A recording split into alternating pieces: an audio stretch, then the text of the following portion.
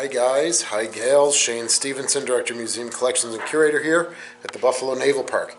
And today's video is poignant and relevant.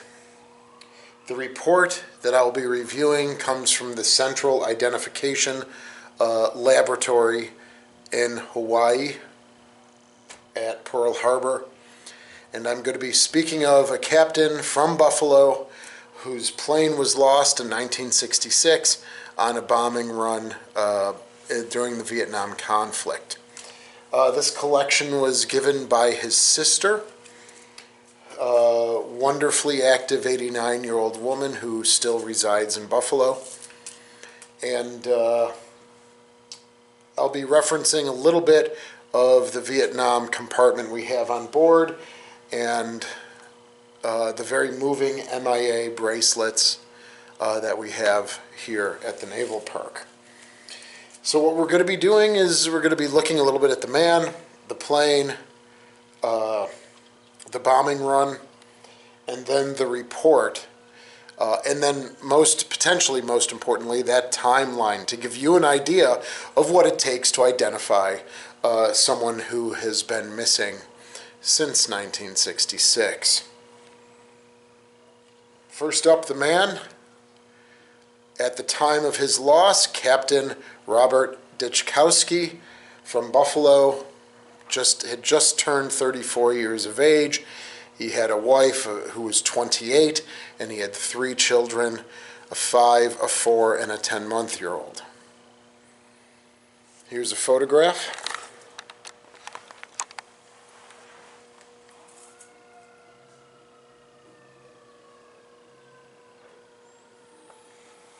Here's his plane. It was an F-105D Thunder Chief. They were in service from 1958 to 1984, constructed by Republic Aviation. They were used almost exclusively in the Vietnam conflict, flying 20,000 sorties. 833 were produced, and a staggering amount were lost, 382, including 61 or 62 that were due to operational losses, not losses due to combat. That was a very high number. That is near 50% losses for the Thunder Chief. But it was able to deliver a really impactful payload against the North Vietnamese. He was, on this particular day, the 24th of April, 1966, he was flying in the Thai Gian province of northern Vietnam. And I will show you where that is on the map.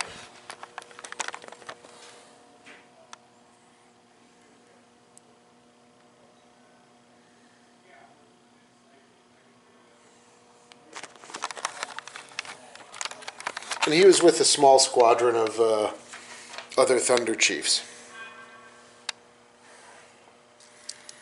So from the reports, as I mentioned, in April of 1966, he was on a target run on a bridge, and from the squadron, he received and acknowledged a transmission to join the rest of the squadron. All right, and 3 minutes later, there was a call for a fuel check, and his plane was never, or he was never heard from again. So within that 3 minutes, something catastrophic happened. Again, 1966. Flash forward to 1978, 12 years later, he was promoted to major, then colonel, and now went from MIA to KIA, body not recovered. Flash forward 10 years after that, 1988. A team from the U.S. was allowed into Thai Gian City to visit a museum. In this museum were parts from a Thunder Chief and personal effects like a military ID card. These parts were given to the museum in 1970, and the team from the United States wanted to look at them. Flash forward 5 years, 1993. The Joint Task Force Full Accounting were shown photographs of losses in April of 1966 in the Thanh province. 1994, the team goes back to Vietnam. They speak with 2 villagers concerning their overall knowledge of plane crashes, but nothing comes of that. 3 years later, they go back and they interview 4 informants who were eyewitnesses to the crash. By this time, they were all in their 60s and they were deemed reliable. All right? They recalled that the plane was on fire and trailing smoke, and it crashed nearly vertical to the ground. 1998, they were led by the informants, so now 1 year later, they were led by the informants to what they believed was the crash site, and surface wreckage was found at that site. The team comes back to America, says we should excavate. They get permission. And so from the 23rd of September to the 18th of October, 1999, they were able to excavate the site, where they found part of the helmet, a bone fragment from the left ulna, which is the bone in your arm closest to your pinky, and part of a checkoff procedure list for a Thunder Chief. So they set up the grid. Each grid is 4 meters squared. These smaller squares are test pits. This is where they start in excavation. They start digging in certain areas to try and pinpoint where the excavation is needed. They found this black dot here represents a piece that was on the surface. Also here, a piece that was on the surface. So they begin to focus in this area, and they dig a trench, and lo and behold, this turns out to be the exact crash site. The dots that you see around it in the grid dimensions are equipment. So if it's going down near vertical here, of course it will shoot out debris in this pattern. The left ulna, just a very small sliver of the left ulna, was located here.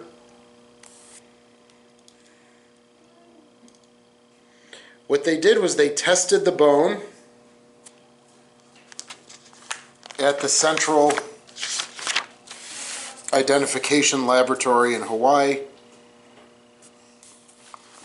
The mitochondrial DNA, though, came back inconclusive. So they had about 3 weeks at the site. This is the digging they did.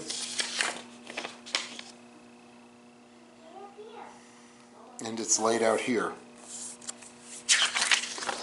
Here are some images of the site prior to digging.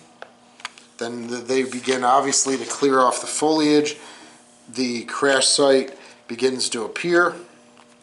The grid system begins getting set up.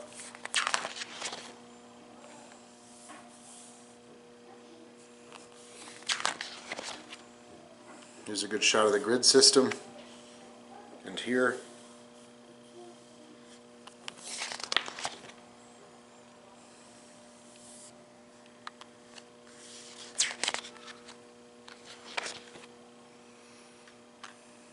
Here's the trench. That might be the trench right here, leading to the actual ground zero of the plane, and then as you can see, they're excavating around it.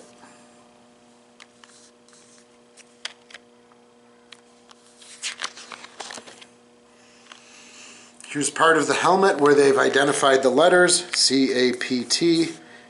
There's the C, you can see it, the relief against the sunlight or light, APTDYC.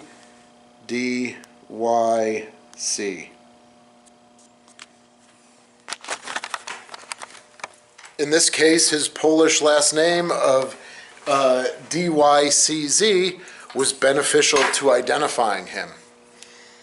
No other captain in the Air Force in that region at that time had that, the first 3 or 4 letters of the name as DYCZ,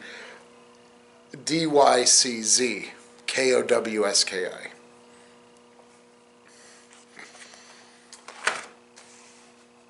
So finally the report is collated, and in the year 2000,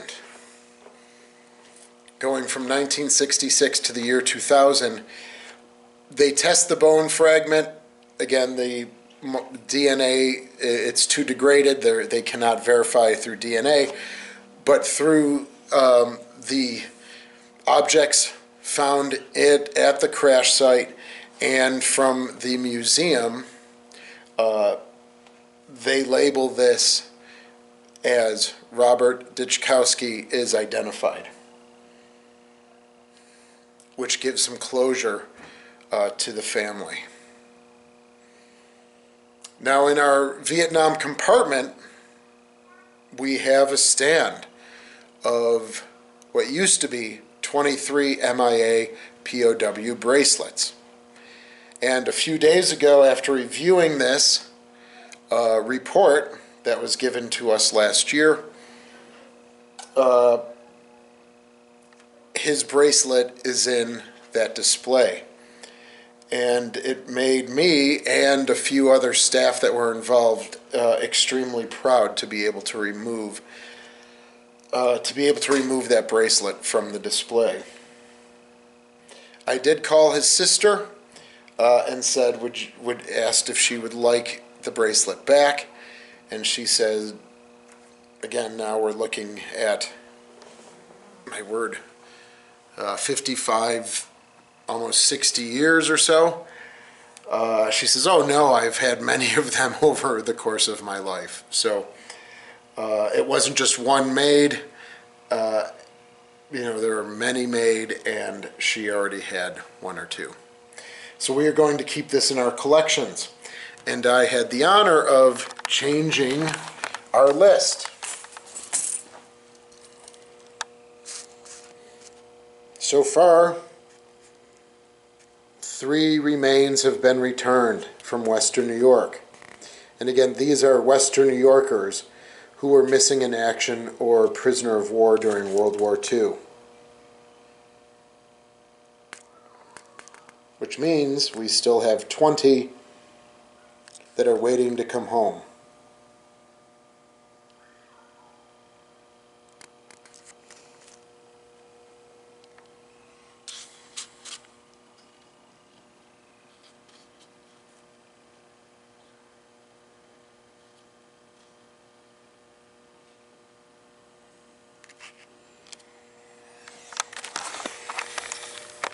So this was the first time a report like this was brought to me. I read through it, fascinated with it, and it's important to tell that story. If you've watched or if you've been a fan of our channel for a long time, you'll also know that I had Gabriel Dunn, the conservator, work with me on plane parts that had been returned to Buffalo because the pilot was training in 1944 in England, and he went down with his plane as well, and they had excavated the plane. There was no body parts that were identified and located, but even the dirt and the soil surrounding these parts is probably are part of his remains, no doubt.